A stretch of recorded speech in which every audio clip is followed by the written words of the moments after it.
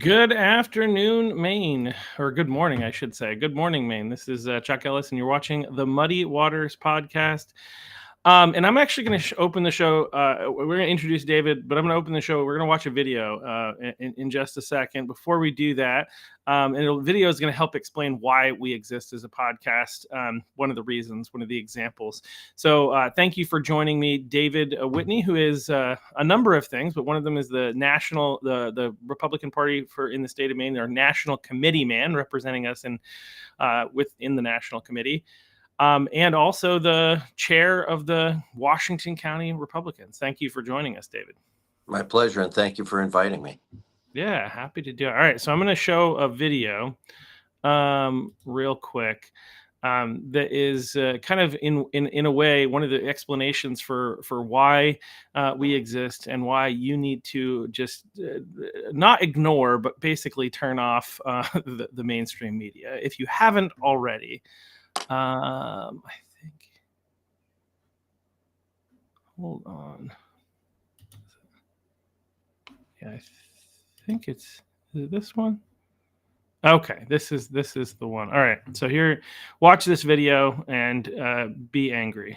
We have seen an alleged murder with such specific text messages about the alleged murder weapon, where it was hidden, how it was placed, what was on it, but also it was very touching in a way that I think many of us didn't expect. A very intimate portrait into this relationship between the suspect's roommate and the suspect himself, with him repeatedly calling his roommate, who is transitioning, calling him my love, and I want to protect you, my love.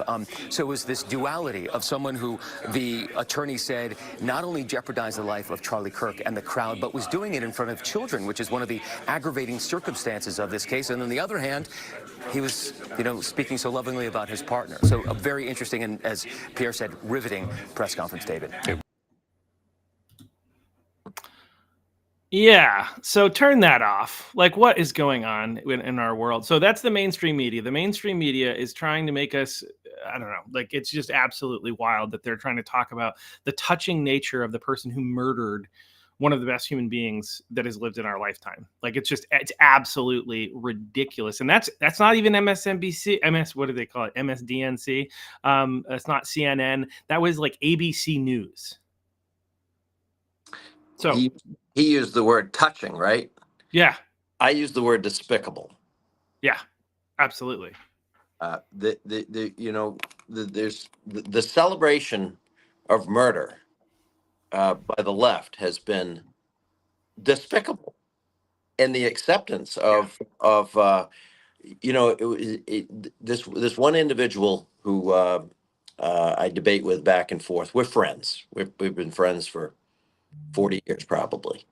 And this individual first wanted to state that the shooter was conservative, Republican, religious, and I pushed back, and the individual didn't want to. It's a she. She pushed back, didn't want to admit it, and then when the information became so irrefutable, what this individual, what the shooter, what the assassin was, and the radical ideology, she changed her tune. That I was the one that was focusing on their political stance. It's unbelievable to me. Yeah, I mean right now, I think stuff some of us we kind of already know, right? Like, but this has just made it much more clear that the difference between like the conservative movement and the movement of historical American values, which is everything that is not left, is pushing for the restoration of historical American values, what this nation was founded upon. And I feel like we're at this moment where it's become abundantly clear, similar to the way in the Bible God says to the people of Israel, I have set before you life and death, choose life. We're in a moment where the Democrat Party is so incredibly despicable to its core that there is no other option, unfortunately. Like, I wish that we had two options that were decent options in our country, but we don't. And it's abundantly clear in the fact that, like, I would say one of the things I've been saying is like probably 10 to 15% of Americans celebrated outwardly, publicly. And many of them are losing their jobs, and I'm very thankful for that. No, this is not like the cancel culture of the left where somebody's like, I don't want to use pronouns, and so they lose their job. That's not the same thing here. This is celebrating murder, okay? And they literally are doing it with Luigi as well. So like there are multiple cases where they are celebrating murder. So outwardly, publicly. And then there's probably another 15% of our population that's doing it inwardly and is afraid to say it outwardly and publicly. They're saying it in conversations. And so, and that, because like the statistics, and I said this yesterday, so people who watch then forgive me, but 48% of Democrats think it would be okay to murder Elon Musk. 55% believe it would be okay to murder Donald Trump. This is half of their party, which is half of our country, right? You understand? Like, the reality is a substantial number of people in our country are part of a death cult. And we are presenting another option. I don't want to be all negative today, but I felt like, again, we exist here as the Muddy Waters Podcast to actually talk about the real things that are going on and talk about them in a way that makes sense. And so talk about what's happening here in our state, and how we can change our world for the better through the political spectrum. And so that's why I have people like you on. It's funny. I was talking to somebody. I say this a lot of times. Like, I'm not Ben Shapiro. I'm not the guy who's going to sit here and do a podcast where I just talk to the camera for an hour and a half. I think I did that once. For 50 minutes. I didn't have a guest that day, and so it was just me. And I went on for 50 minutes somehow. I was surprised I was able to do that. Other people who know me are like, that's all.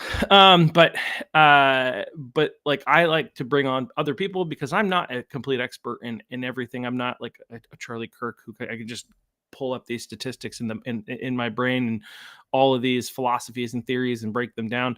I'm still learning and growing. And so part of my learning and growing process is to bring on people like you, David. So thank you for joining us. And like, we'll move into, unless if you have more to say about that, we can go there. And then, but I would like to get into who you are, where you come from, and why you're involved in politics in the midst of this insane political divide we have in our world. Well, I do have one thing to add. Yeah. I saw very few people state finally Republicans will wake up and push back, and I'm not sure exactly the words, but my answer was yes. Finally, the Republicans will wake up and push back by way of bringing in new chapters of Charlie Kirk's organization and groundswelling the support of the youth into the conservative movement, and vis-a-vis the Republican Party, and to get conservatives and Republicans elected to office, from dog catcher to president. And that is how we win. There was no looting. There are no cities burning. There are no riots. And and a comment that immediately came across. I made a post on my Facebook page when I first heard of Charlie being shot, that Charlie Kirk has been shot in Utah. And a person who you and I both know by name, who is a libertarian and absolutely despises MAGA, stated, the first comment was, "This is the red hats George Floyd moment." And I'm like, are you kidding? A man with a wife and two children who is sacrificing for this country has been shot, and that's what you say? Yeah. And it's amazing. But anyway, let's get back to politics and why I am in the position that I'm in. Yeah, let's do it. I've always. Well, who are you first? Let's start there. We want to build out who you are, and then my name is David Whitney. I live in a small town called Marshfield, which when somebody that doesn't live in Marshfield's in Washington County. So when I like to say tongue in cheek, I live in the suburbs of Machias. Machias is a town of 2,500. Machias is the site of the first naval battle of the American Revolution. Machias is a town of rugged individualism that has always enjoyed its liberty and doesn't really isn't really impressed with outside influences trying to moving in and sharing that we should be something different than we are. And so I grew up here. I went to school for a couple of years. I graduated in 1985. Went to school for a couple of years at Graceland University, my church's college in Iowa. Um, I then moved back and graduated from the University of Maine. Lived for a short period of time in Boston.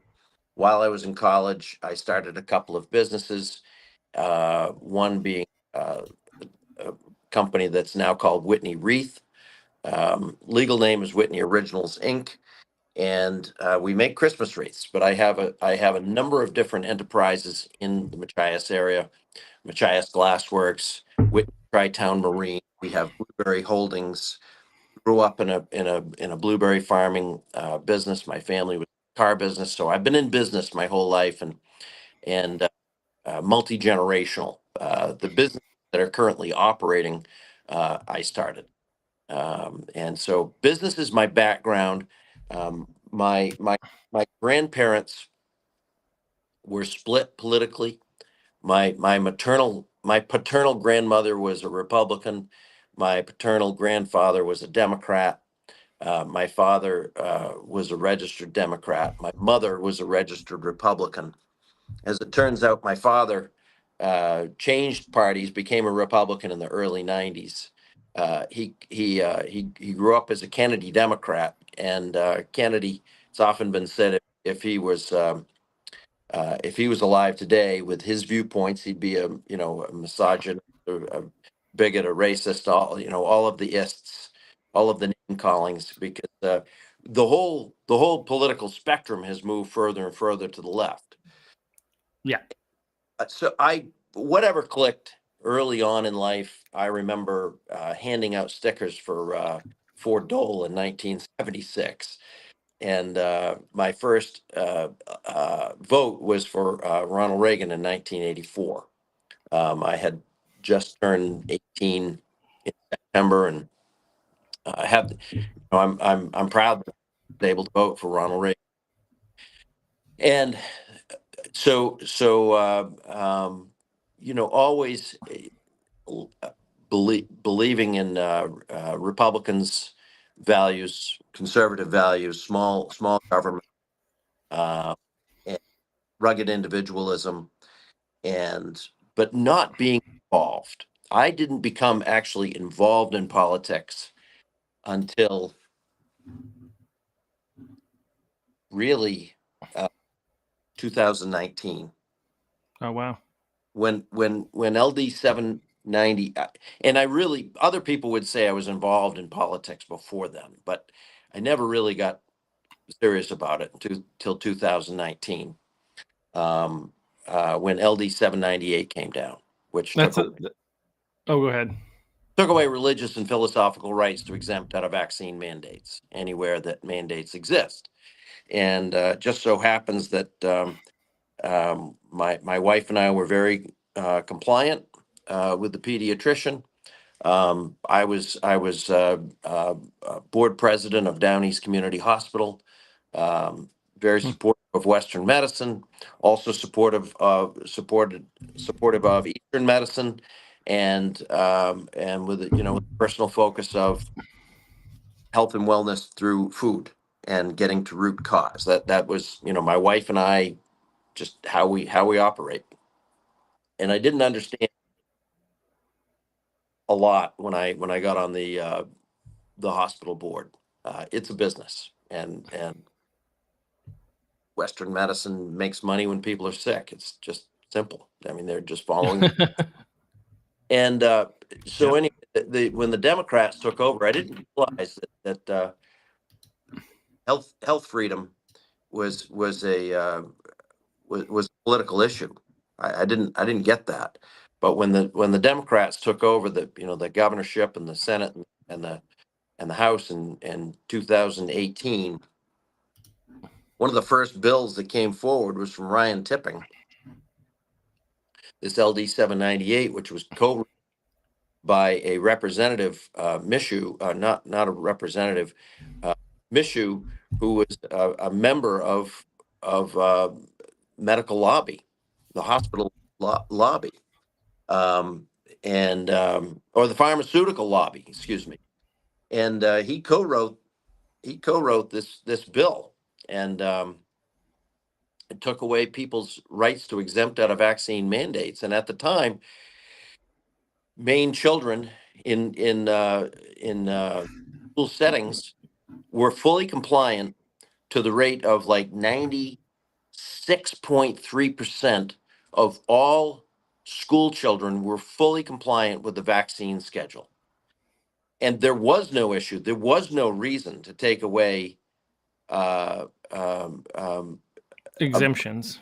exemptions. There was no reason to do it. And our child was injured by the DTaP vaccine when he was 2 years old.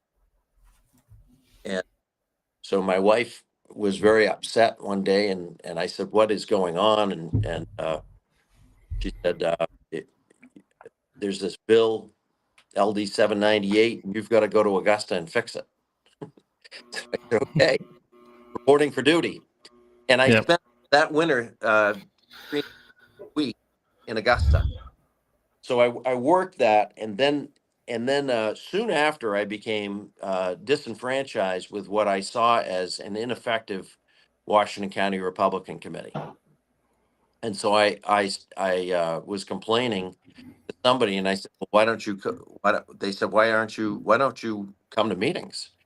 And so I went to a meeting, and there was maybe 12 people there, or 10 people there. The meeting lasted 2 hours and 45 minutes or more. There was a lot of pomp and circumstance and a lot of congratulating each other. And I felt like a coyote. I wanted to chew my arm off, caught in a trap to get out of the meeting, but I didn't want to be disrespectful.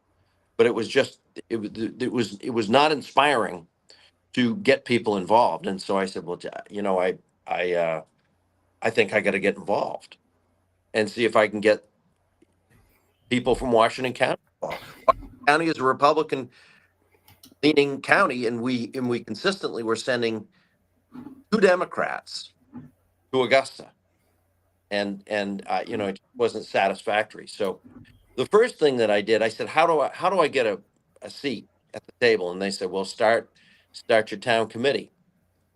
So I started the town committee in Marshfield, and plugged in a couple of people I knew into the position. And then I received zero or instruction from the county or from the state as to what I was supposed to do. Nothing. So I did exactly what was suggested. Nothing. But I went to meetings, and then somebody came to me and said, "We'd like for you to run for chair." And I said, "Well, the only way I'm going to run for chair is if I could have a vice chair, a secretary, treasurer, who I want to work with." And so we put together 4 people, and I went to the county chair, and I said, I'm running for your position. I'm going to I'm running for your position, and could I have the list of voters? Wouldn't give it to me. I'm a candidate. I deserve to know who's going to be voting in this election. He would not give it to me. So I went to Senator Moore, and I said, "Moore, who are the members of Washington County Republican Committee?" So she gave me the list, and I ended up winning.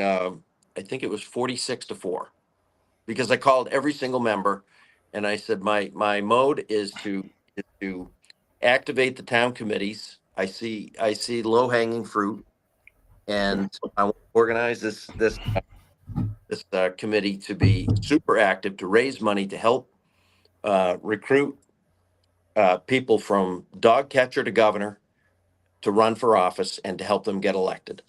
and the message resonated. And I think that was 2022. So I won, and Joel Stackis was chair at RN's main GOP at the time, and no, he was not. Demi was chair, and so Right. I went to the election where Joel won, and Heidi was not allowed to run because she was a sitting representative, Right. and, and uh, I didn't agree that she should not be able to run because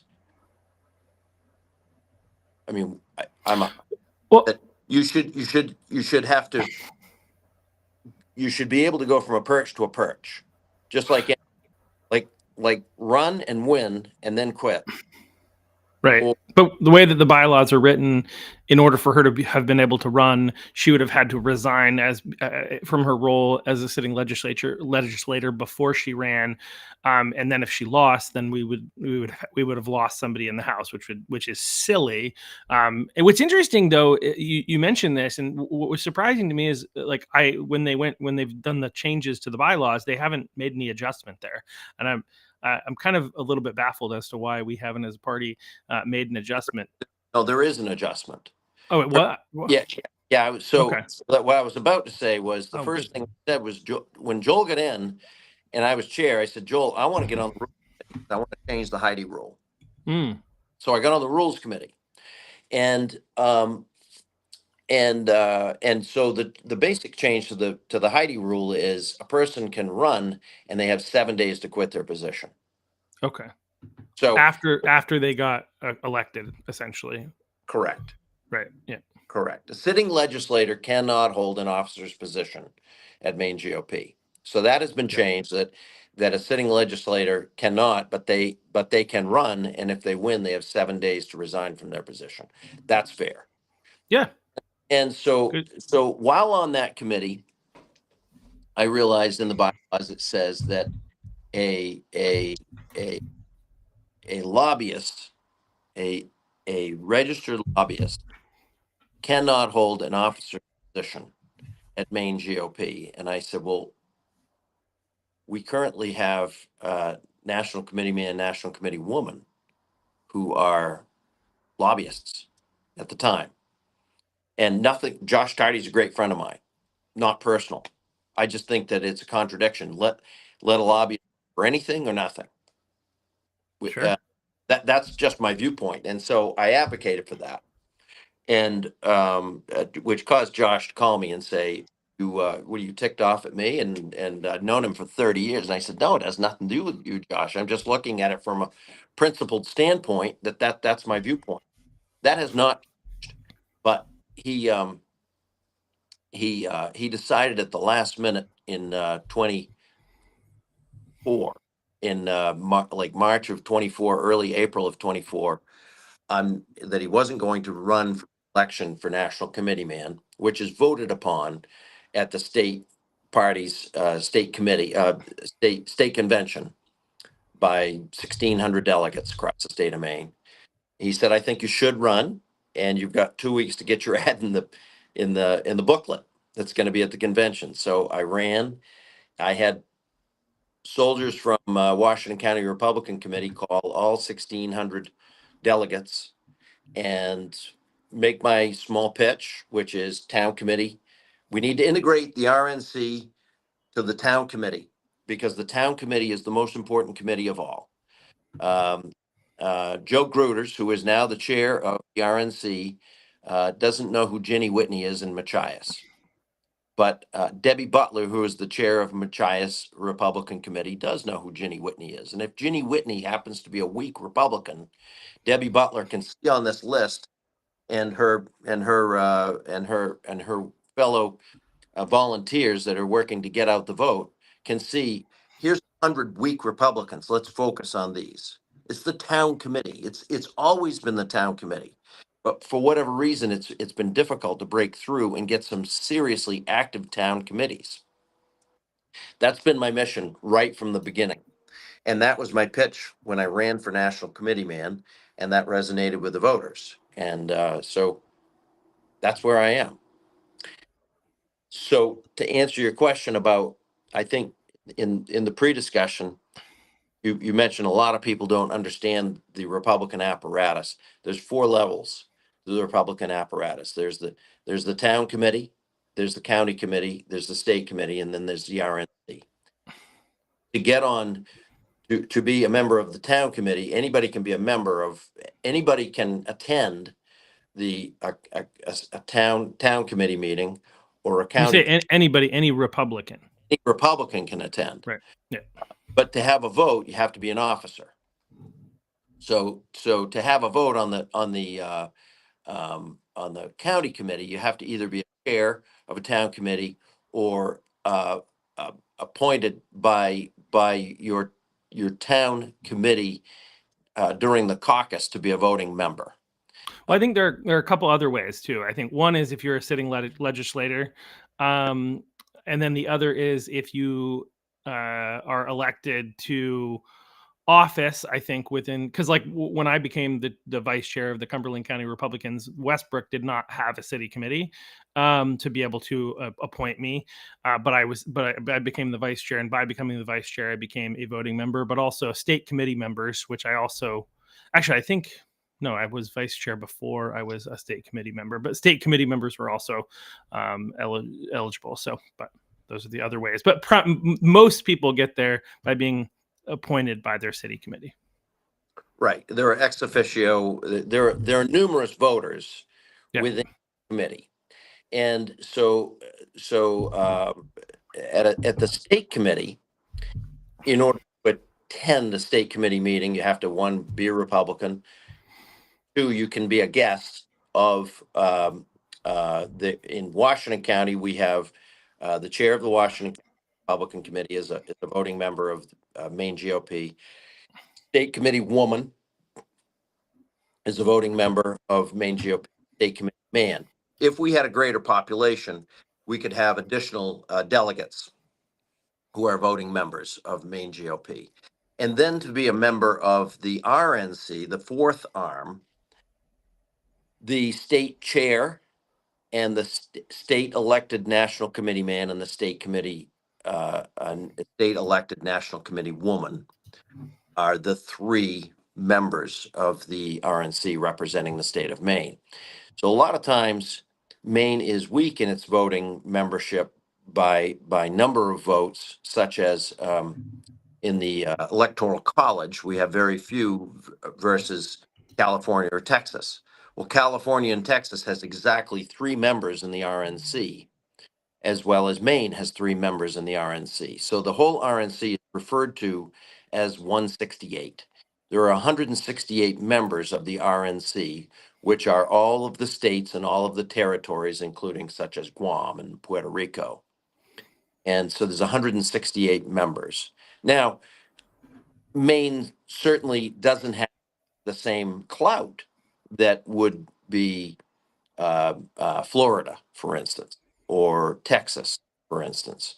Joe Gruters is now the RNC chair. He was the chair of Florida Republican Committee, and he has a lot of pull because Florida is such a strong Republican state. But right now, Maine very much in focus with at every juncture, every meeting. There's a great focus on Maine currently.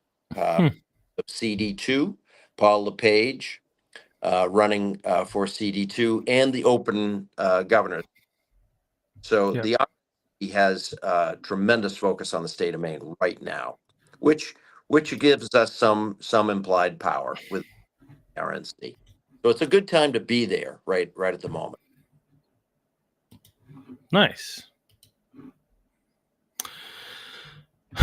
Well, I think Bobby Idaho chimed in and said because of Collins and LePage. I think it's important. Yeah, it is important to note that there's a lot of focus here because Collins is up for re-election, and we have such a slim margin lead on the the Republican side in the U.S. Senate that I think the president and a lot of other people want to ensure that we don't lose that seat. So yeah. No, I'm very happy for that additional and correction. 150%. Susan Collins must win. I hear a lot of Republicans that are really tough on Susan Collins, and I've known Susan for many, and I communicate directly with her staff, and sometimes directly with her when I disagree with her votes and her actions. But I do that directly. Yep. I don't think there's a politician on earth that will do everything that I'm going to agree with 100% of the time. And if oftentimes I'll say, what do you actually want? A person who has never missed a vote, is arguably is sitting in the most powerful position of any person on the East Coast. Susan Collins is in her chairmanship of the Appropriations Committee, and votes in the way that most Republicans wish that she would vote, probably 80% of the time. Or would you like for somebody like Oysterman to vote exactly 0% of the time the way that you would want them to vote? Yeah, I mean that's the reality. Is like, do we want a Marxist? I would counter that. I don't think she votes with us 80% of the time.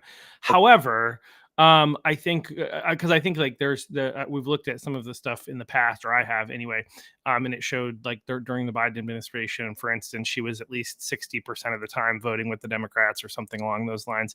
Now, or with the Biden administration or whatever. However, I think it's important to note, as you know, I'm somebody who is also less I think I'm critical, of I'm critical of any politician who says or does something that I don't agree with, right?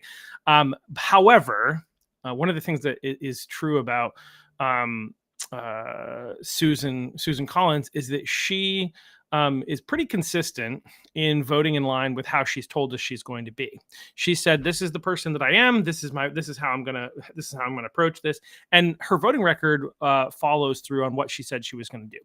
And so that is something that we don't have much in politics, and so we have to appreciate that to a degree, even if we don't agree with all those decisions. And if some of you are like still like, "Nope, because of this issue, I'm not going to vote for her," fine.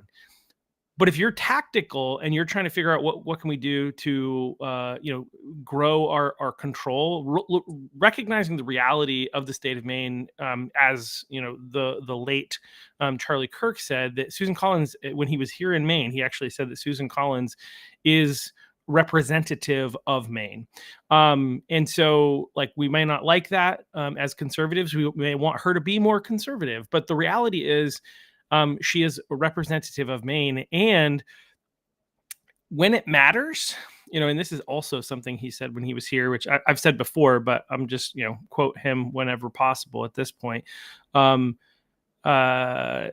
he stated that when it matters on the big issues, big votes, when we need her, she's been there. And so that's something to keep in mind, is that when she's voting against us, a lot of times it doesn't impact whether or not something gets approved or doesn't get approved. And so as a conservative, I mean, considering the current environment of the state of Maine, and this is part of what I think we need to figure out how to change. Like, I think we need to do a ton of stuff to get out the vote, get conservatives out to vote, get people who already agree with our values out. I want to poke something here to underscore. Sure. Yeah, go for it. Point. RFKJ. Right. Yep. I pitched her directly when we were at the inauguration. We went and visited Susan Collins, and my wife was with me. He pitched RFKJ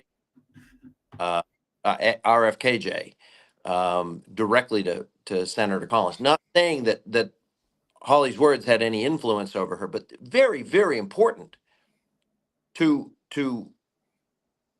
I think to the country for RFK RFKJ to be appointed to this position, and extraordinarily controversial.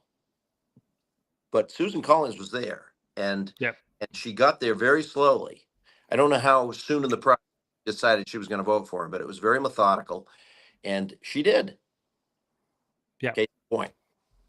Yeah, well, and it's so important that we recognize those realities and the important work that RFK is doing. If you saw how he was blasted by the insane Democrats who have no credentials, who don't know what they're talking about, but were elected because they're in deep blue states, and think that they're authorities on science and health, like RFK handled himself incredibly well, and he's making real reform based on actual science, not Fauci. I represent science, but actual science based on data and based on following what's actually really happening. And so that's important to know. But the other thing is, if you want somebody other than Susan Collins, if you want a more conservative person here in our state, then we've got work to do, right? We need to get more people to realize that the way of the Democrat is not the way of life and liberty and the pursuit of happiness. It's the way of government control. It's the way of death. And so we need to convince people of that. So if you want to see an actual like traditional conservative, right, in a seat like that, then we've got our work cut out for us. I think we can do it, but I think we've got to try to more than just get people out to vote. We have to convince people, and that means we need to get outside of our echo chambers to some degree. We're all to some degree in an echo chamber. I shouldn't say all. Most people are in some degree an echo chamber. We got to get out there and we got to engage in the public sphere. We have to be willing to speak up when people.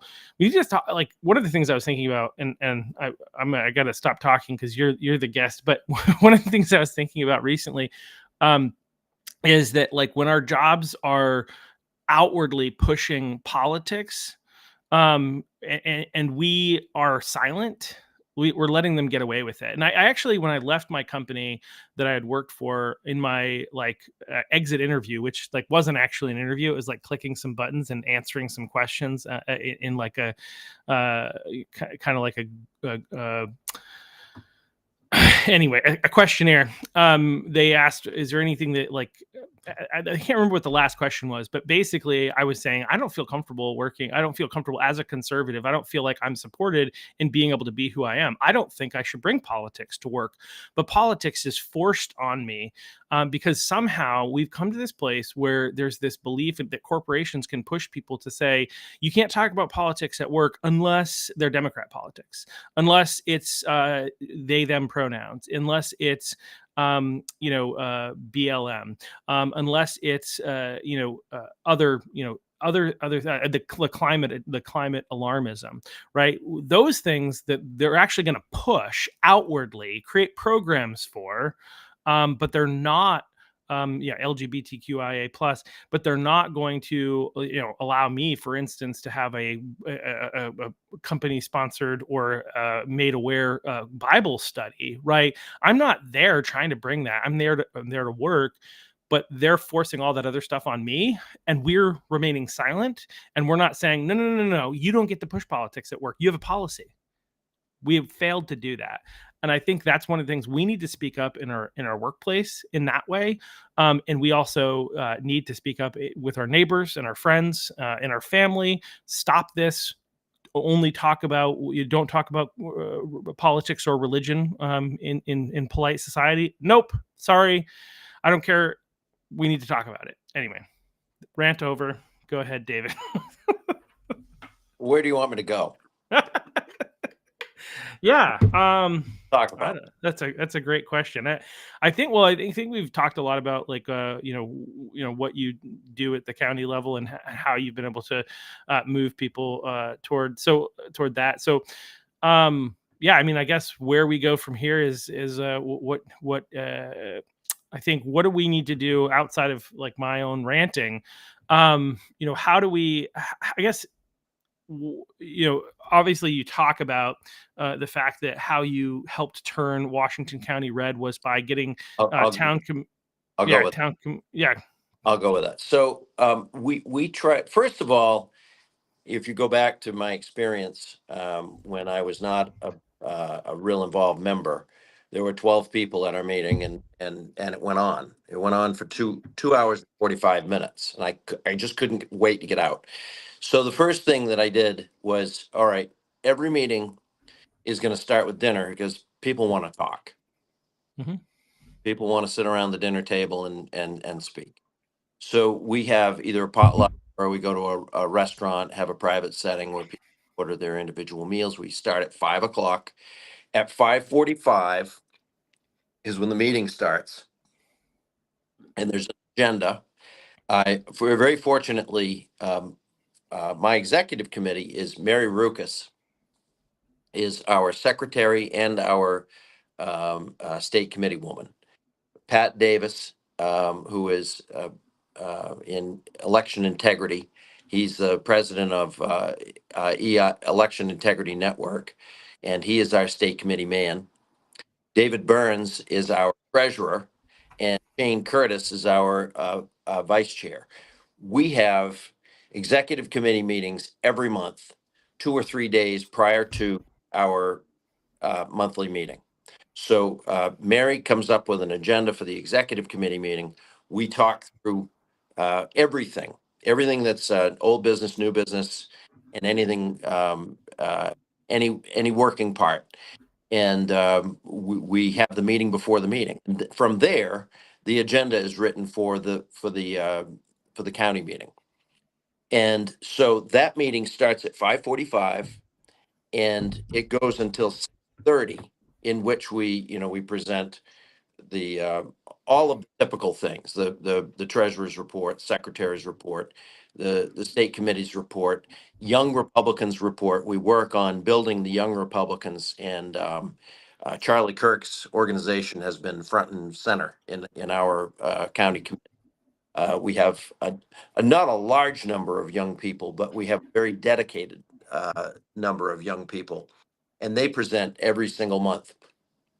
And then I introduce our speaker, and this year it is all gubernatorial candidates right through to next May, and we're scheduled out to, I think, February right now.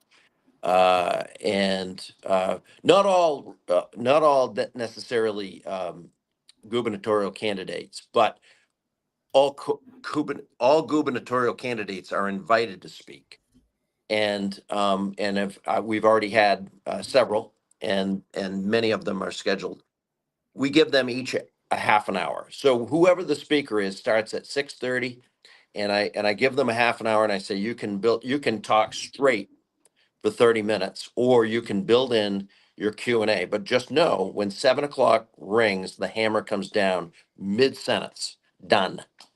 So the meeting ends at 7 o'clock every single time. And I hold the agenda right to the minute. And there's always one person that in the audience that is retired military, and I reference him. It's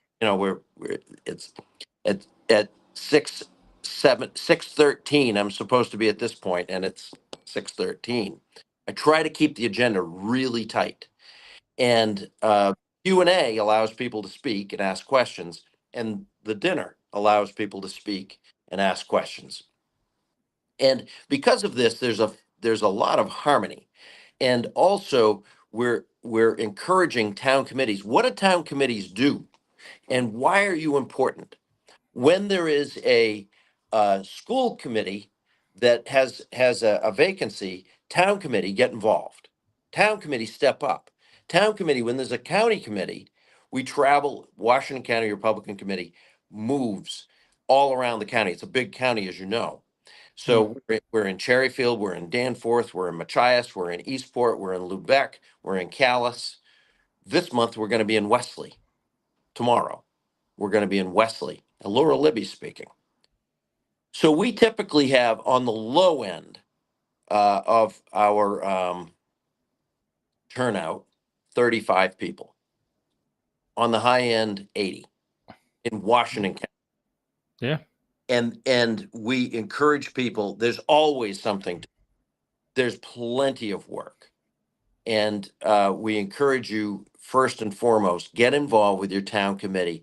And at the very least, reach out to Republicans that want to attend county committee meetings and carpool.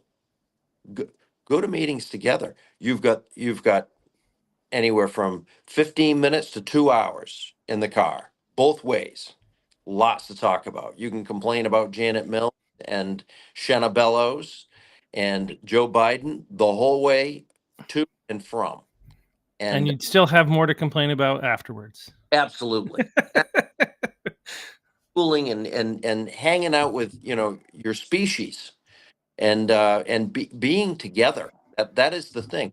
And then if you have a county committee, when it is time to do work, I mean a town committee, when it is time to do work, get out the vote to organize for an issue that's happening in the town. You have a committee to reach out to, and you have it doesn't have to be boring. It doesn't have to be too structured. Just get together and have coffee. But then Yeah. when there's something specific that needs to be done, uh, envelopes to address and lick, and letters to stuff, you have people. And again, when you have an opening on the school board, you've got people to find candidates, get them out, and get them elected. It's the town committee. I asked to be on the grassroots committee at the RNC, and at the last meeting, which was in Atlanta, I was given an opportunity to speak, and I spoke for about 3 minutes to the committee, which included members of the RNC, about the importance of the town committee, and what we're our little corner of the world. So the rest of the country was hearing about Washington County, but it isn't about Washington County. It's about the town committee, because Joe Gruters cannot get to Ginny Whitney. Yeah. So I have a couple questions, because I think I'm in Cumberland County, and you're talking, and I think there are a couple of factors that play into all of this stuff. But when you're looking at Washington County, you're looking at a county that's primarily red, whereas I'm looking at a county that's primarily blue. But it wasn't. It wasn't, but it's been infiltrated. But we'll get back to that. But there's somebody asked a question about whether or not you're happy with the current leadership of the RNC. Just a second. I don't want to skip over what you just said. Cumberland. Well, I was going to come back to that anyway, but go ahead. Cumberland County made mostly Democrat, but your town and your county committee can activate Republicans so that you have a greater percentage of Republicans that vote. Because when it comes down to national elections or bigger issues, and additional 2 to for 3. instance, U.S. Senate or a gubernatorial race that's in 2026, maybe that might be. Absolutely. I mean, the key is for the county committees to nudge up the percentage of Republicans that are voting. And that's what we did in the main GOP, did very effectively from 2020 to 2024. And in Washington County, which, as you mentioned, is quite Republican, but still we had 79% in 2020 Republicans vote in Washington County. So while we may be, more Republican, more red than Cumberland County, we still were missing 21% of the voters. So we pressed and we pressed and we pressed, and we increased that by over 5% in Washington County from 2020 to 2024. And Cumberland County can do the same. Yep. You might not turn the Democrat, but you can change the Republican to vote. I think short term, we might not be able to change many Democrats. I think we need to stop thinking that long term. This is one of my problems that I've had. And I invited him on the podcast. I would have called him out on here if he'd come on, but he's still yet to come on. So I don't care. He can be mad at me. But I had this I asked this question when Joel Stetkis came And it's really not about him, right? This is about the Republican Party in general. But I asked him when he came to Portland about like what's the long-term strategy, and he's like, "Well, we got to win in 2024." And I was like, "No. Well, actually, it wasn't even me. Somebody else was like, I think what he was asking was like what the long-term strategy was, right? Because that's like the next election. But what's the long-term strategy?" And the answer was that there really wasn't a big long-term strategy, especially to be effective and grow things in southern Maine, where we are losing, or we've kind of given up so much ground that people are hopeless. We need to have a strategy, and I think we're developing one. That's another point. But go ahead, Dave. You have some comments Voter there. registration. Yep. Charlie Kirk's getting the young voters as part of the voter. TPUSA and yep, Young Republicans. Yep. Increasing Republican percentages that vote and election integrity. Those are the three most important things that I see. Now back to number two. Yeah. If when in 2024 I was pressing Michael Watley, the then chair of the RNC, that Maine three. I believed that Maine could deliver 3 electoral college votes, not just one, not just CD2, which we did. That is where Republicans in southern Maine are so important. Mm-hmm. Because if you increase that percentage in southern Maine, there is a fighting chance to get 3 electoral college votes in a presidential election. And that's why southern Maine is so important. I mean, I think like when you look at it, I actually think that there's more hope than that. I think that again, longer term, I think I'd have to go back and That's look at a the lot of hope. statistics. What I But just well, no, that is a lot of hope. But I'm going to say that like I wait, actually the chair of the RNC didn't buy it. The Trump Yeah. administration did not believe that Yeah. we could shrink the margin. All we had to do was shrink the margin in southern Maine in order to get those 3 electoral college votes.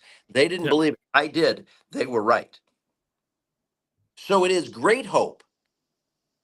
We didn't get 3, right? We didn't overcome in southern Maine. We weren't able to turn out the vote in a great enough number in southern Maine in order to get the overall popular vote for Donald Trump in the state of Maine. So it is about registration. It is about election integrity, but mostly it's about getting out the vote amongst Republicans. There's no reason that we can't all be at 85%. Every county should be at 85% or Yeah. more. And Washington County, we're not stopping at just shy of 85%. We're working to get more. You and I can't fathom missing out the opportunity to vote. Right. Like what could possibly stop you from voting? Health, emergency, but we're not the target.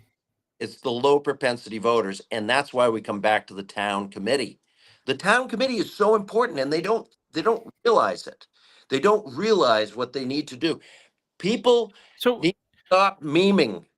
Need to stop memes and thinking that they're doing work. You need to get to work. Work for the town committee to get out the vote. That's the work. yeah. So here's the question though, because I think like okay, so town committees a lot of times they're meeting once a week. I mean once a month, I should say. Some are meeting twice a month. I think Wyndham gets props for being one of the there's Bobby Idaho has some comments there. We still need to get back to the RNC stuff. Like whether you're happy with current leadership, so I don't want to forget that. But I'll go there. But oh shoot, where was I going? Oh yeah, town committees. Like I think part of the challenge is like in places like okay, so leading up to an election, right? Obviously, you get a lot more momentum, you get a lot more people who are interested in getting involved, but I think it's hard to keep those town committees going in these really small towns where they keep losing school board races, they keep losing city council races. And it's like, what is the point of continuing to meet at least this often? And like the only hope is maybe eventually we'll help contribute to to a gubernatorial, a Senate, or potentially a presidential race, which I still think is reason to do it. But like we're talking about human motivations here, like, and so how like what's some ideas that you might have to create strategies to build out your city committee in such a way that will keep people engaged in places like that? Well, I guess the question is, how bad do you want it? I mean, I was sharing with you that I'm a soccer coach. So when when I see field, uh, whatever I see as a coach, I look to players, I look to the team, and I say, how bad do you want this? How badly do you want to win? Are you willing to give 110% until either the coach can notice that you need a rep, meaning a sub, or until you actually speak up, I need a sub, or you the type of player that just wants to be on the field so bad that you're willing to give yourself rest and recovery while the game is going on. Like, that is not satisfactory in the world of soccer. You have to be giving 110% all the time, all the time. And so the town committees, I have to look at it like I'm coaching a soccer team. How bad do you want it? I don't care if it's boring. Just get together for coffee. Talk to more people about coming in for coffee.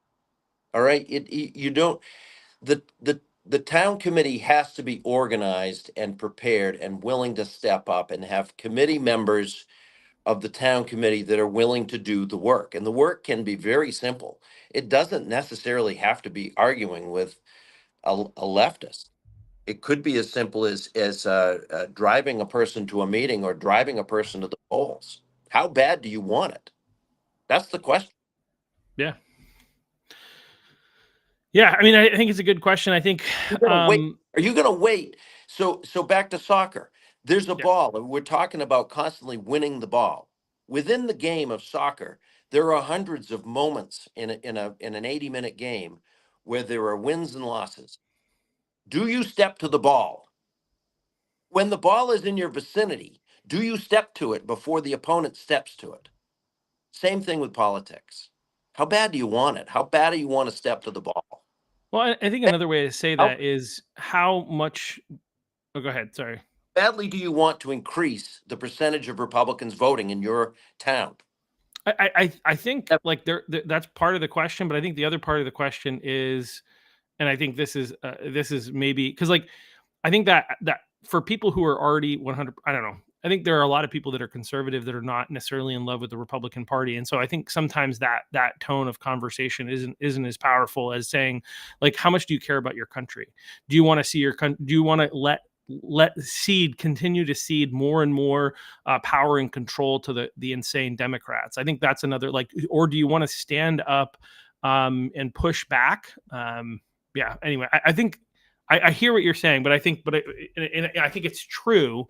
But I think there's I think it's a bigger question of, like, because it's like tactically we want to see the Republican Party grow because we know it's the hope for America, right? At this point, because the Democrat Party has nothing to offer America outside of murdering babies.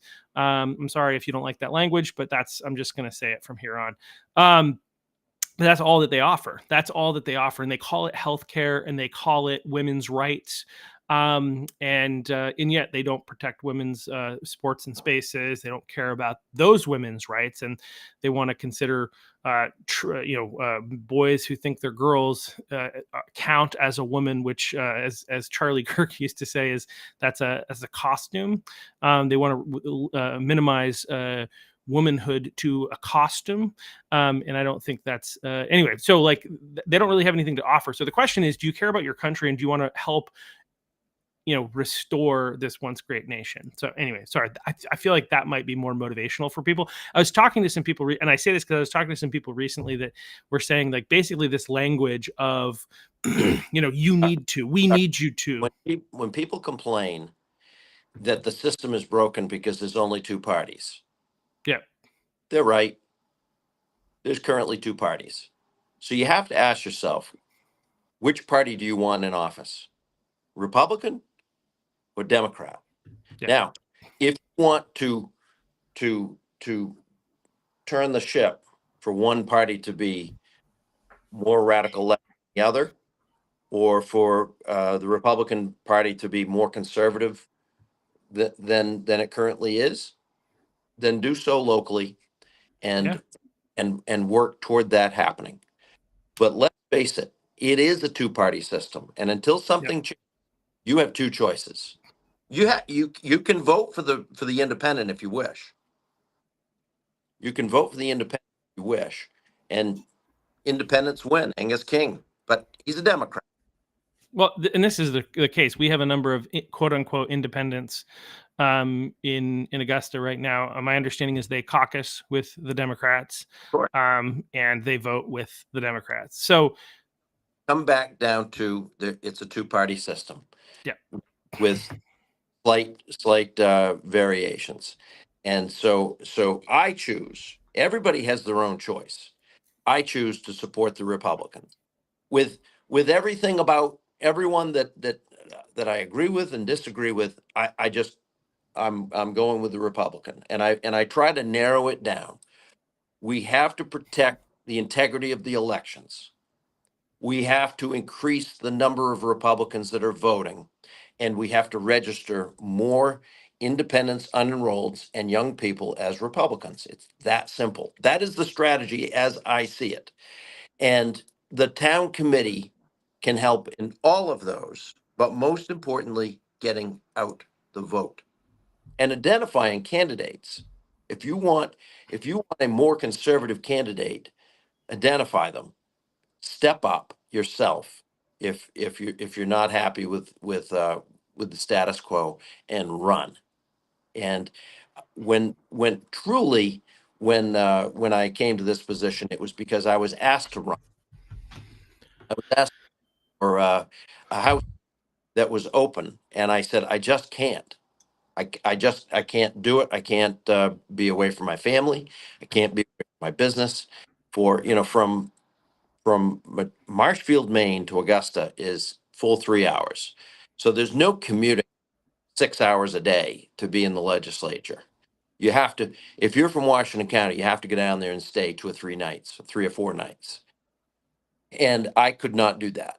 And so I said, well, I'm on this side of the ledger. And one or the other. Care, you got to get involved. Yeah. I have I don't have much sympathy for Republicans that like to complain and complain about everything and are not involved in some way. what about the never Trumpers? I think that Bobby Idaho made a comment on here that in Cumberland County there is a large contingent of never Trump Republicans, which I have some words for them myself, but I want to hear what you have to say about them What about them? or to them. What about them? Well, I think the challenge that in trying to motivate them to get involved and get connected is that a lot of them want to. I've seen people disengage because of their not liking Trump and yeah. Well, I'm not too fond of Mitt Romney, but I voted for him. I mean, we Yeah. have two parties. We have two parties. Listen, if you want a Mitt Romney type to be your Republican nominee, put him forward. And then if that Mitt Romney wins in the primary, I'll vote for him. I'll help him. I'm going to do whatever I can to make sure that a Democrat doesn't get in there. And it's really simple for me. Yeah. No, I same for me, and I think for the never Trumpers, I just say get over it, right? Like, and this is, the reality is, we might not like Trump, right? You might not like all the things that he does. You may think that he, basically almost all the faults that you can have against Trump is that he's more openly doing some of the things that maybe exceeding the power of what the president was originally meant to do, but he's not doing it any more than the Democrats. So like a lot of the faults that you have potentially against Trump or some about his past or how he talks, like Like ultimately, like let's stop playing games. I think there are real consequences to who the president is. And those consequences are people's lives. And regardless of what you may think about the way he goes about things, his policies are good for people of our country. They are stopping people from being sex trafficked into our country. You're stopping the people from. It's pro law and order. You're cutting down on crime. You're saving people's lives. And then there's all the economic things that we're protecting American jobs. We're protecting the American economy rather than selling out to globalists. Who do not care about the American people. They just want to leech off of us. And so, like, regardless of what you may think of him as a person or whatever, like, the reality is, like, what he stands for is more important. And I think this is one of the things that Charlie Kirk used to say is like, when you vote for Trump, a vote for Trump is not, it's not about Trump. It's about the platform. It's about the policies that are coming with it. It's about all the people he's going to appoint and did appoint in his cabinet, like the RFKs, Tulsi Gabbard, and others, Dan Bongino. And I think when you look at what comes with that, it's obviously so much better than what's on the other side. Yeah. So, I mean, and he's, yeah, the border has never been more secure. Fact. It's that simple. And anyway, I try to simplify things, and I voted for Trump 3 times now, I'm not disappointed in my vote. Yeah. And I'm going to try not to ever miss a vote. Yeah. And we do not loot. We do not burn cities. We don't cause riots over Charlie Kirk being assassinated. And in terms of standing up, our best way of standing up is to vote. Yeah. It is to vote, and have to people that care. And if you don't care, then you don't care. If you do care, do something about it. Yeah. I just don't. I don't have any sympathy. Yeah. Complains about candidates and complains about county committees, state committee, or the RNC, or anything if they're not willing to do some work. Do some work. Do some work. And while you're at it, lead in such a way that attracts people to get to work, and to empower people to have their own successes. And we've got a lot of people in Washington County that have done and are doing a lot of work, and I'm happy that is happening and continuing. And it was a lot for us to go from two out of one, two, three, four, five, six, seven. So there are 3 representatives that split between Washington County and other counties, and so we have 7 total members of the legislature. And in Washington County, we had 2 all Washington County districts. So a district that was Callis's district 10, no, Callis's district 9 and district 11, both had Democrats when I was first involved. And we have flipped both of those. And so now we have all Republicans. And that's no small feat. We went from 5-2 to 7-0. Yeah. That's a big deal. And are all of them as conservative as their constituents would wish that they were? Maybe not. Right. But they're caucusing with the Republicans, and I happen to think that Washington County is quite well represented, and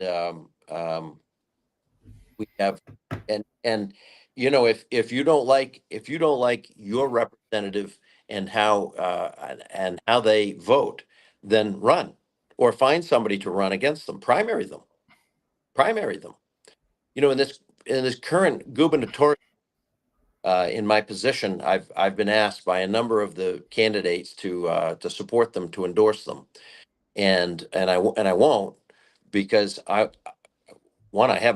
personally haven't made up my mind anyway. But two, I don't think that's appropriate for me to back one candidate over the other in the process. As county chair and as national committee man, I support them all to do their best to sway as many voters and to motivate as many voters to be excited about the upcoming election. And a robust primary makes for a really good candidate in the general election. But whoever wins the candidacy for the Republicans, all Republicans should get 100% behind that eventual winner. Is unfortunate that Austin Terrio missed beating Jared Golden. Trump. I think Trump got 8% more than Terrio got in the general election in CD2. And I happen to believe that a number of the people who supported the person who ran against Terrio in the primary chose to stay home and not vote for Terrio. Well, I think that's wrong, and I don't support that. So I view things in a very simple light: vote and help people to vote, and encourage people to vote and get involved. Don't complain. Unless you're giving 110% all the time, you shouldn't complain. Right. Yeah. Yeah. No, I think if you're going to complain, you should get involved, not just complain. Yeah. So I 100% agree with you there, and we definitely need more people engaged and involved. So I still want to come back to the question of what do you think about the current RNC leadership and where we're headed as a national party. I think we're headed in a great direction in the national party. Joe Gruters, I know a little bit. I'm relatively new. I guess I'd call myself a freshman. I was sworn in is the right term, in the summer of 24 at the national convention in Milwaukee. And since that time, I have been to 1, 2, 3 meetings. And so I don't know all 168. I know Joe Gruters a little bit. I have spoken with him a little bit. And I think if he has the support of Michael Whatley, and if he has the support of Donald Trump, then he's going to be a good leader. And Casey Crosby, who is the vice chair, when I first came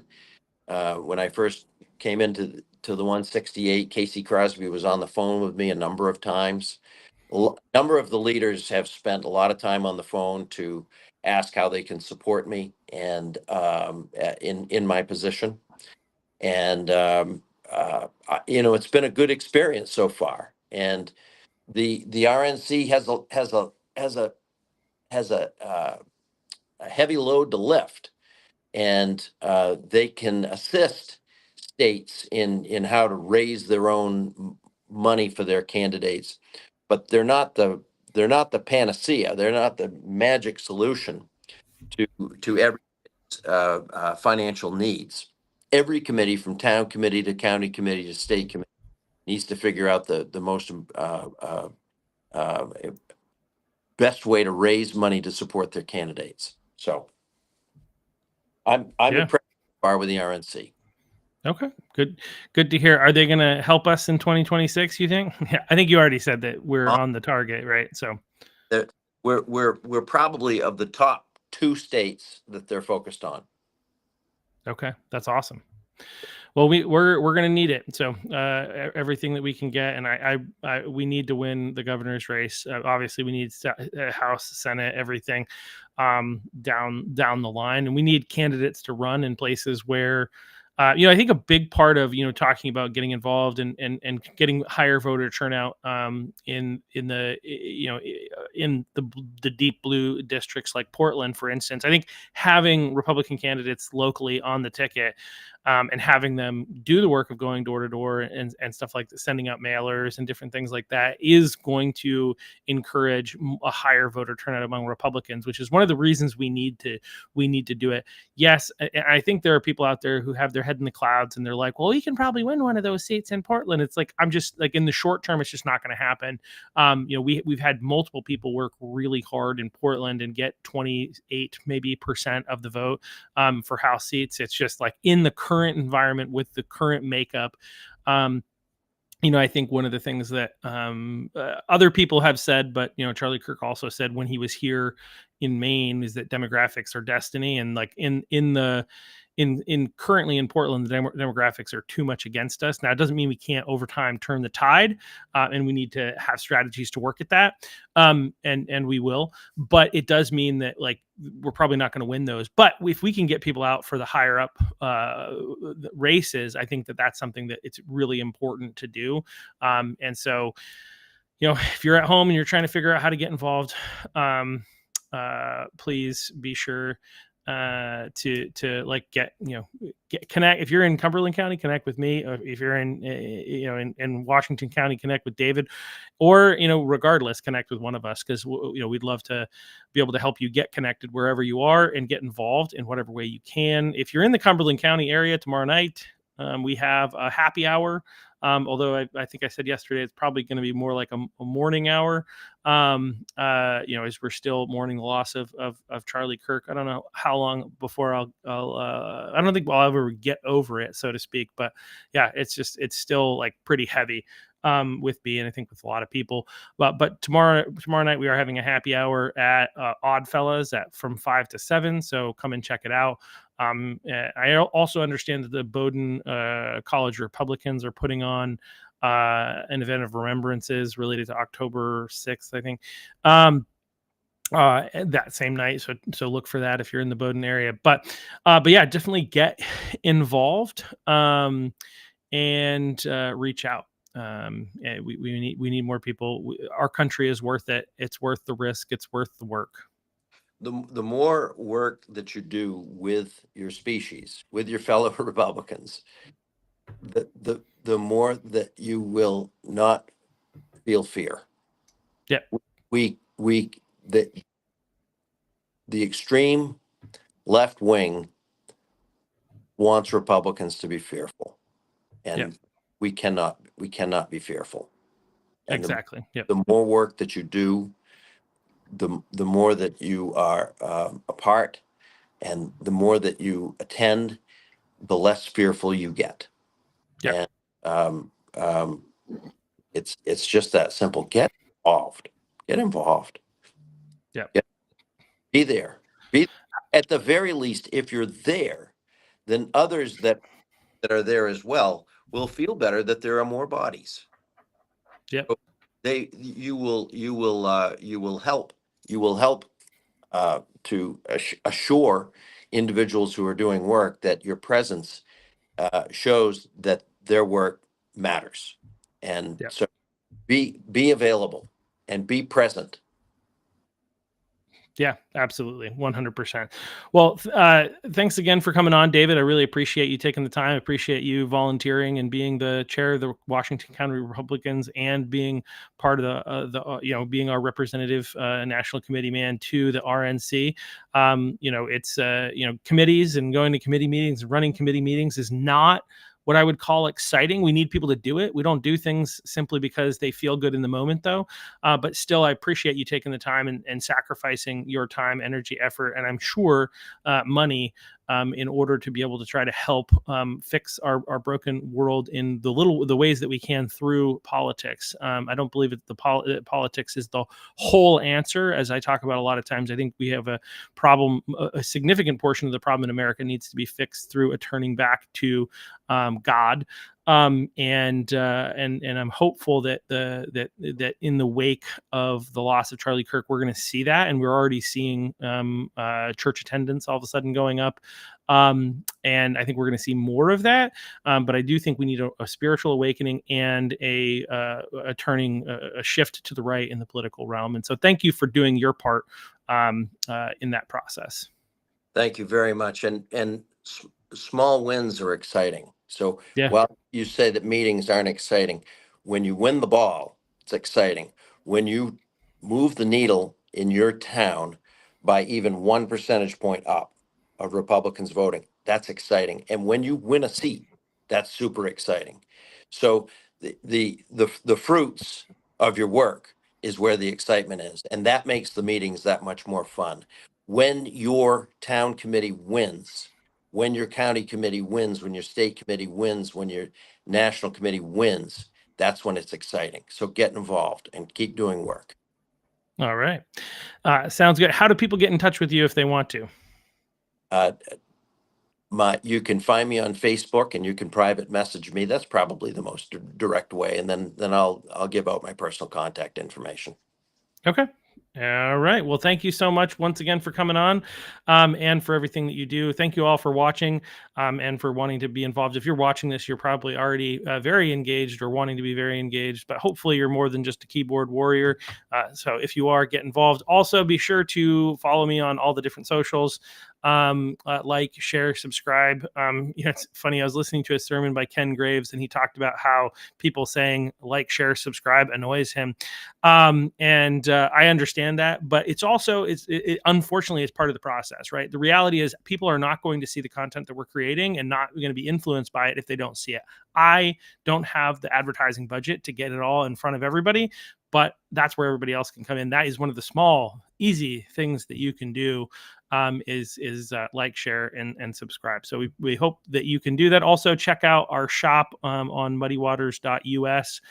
We have some things that you can buy there, mugs, hats, t-shirts, sweatshirts, all kinds of fun stuff like that, as well as a new, we sell coffee now. So if you're interested in, that's one of the ways that you can do something more regularly. You can buy our coffee, and it's high quality coffee, not flavored coffee, but high quality coffee through an organization called Old Chicago Coffee Company that I was able to partner with. And we've got it's a Clear Stream Coffee Co. is what it is. So as opposed to the Muddy Waters, we're focused on clearing the stream, so it's not Muddy Waters anymore. So Clear Stream Coffee Company, be sure to check it out. Thank you all for watching, and we'll be back here, if I'm not mistaken. I think the next podcast is scheduled for Monday, and that is with Ben Midgley. So Monday, 1 p.m., we're going to be on with gubernatorial candidate and former CEO of Crunch Fitness, and I think president before that of Planet Fitness. So he's going to be on Monday, 1 o'clock. Check us out. Thanks. Chuck, thank you very much.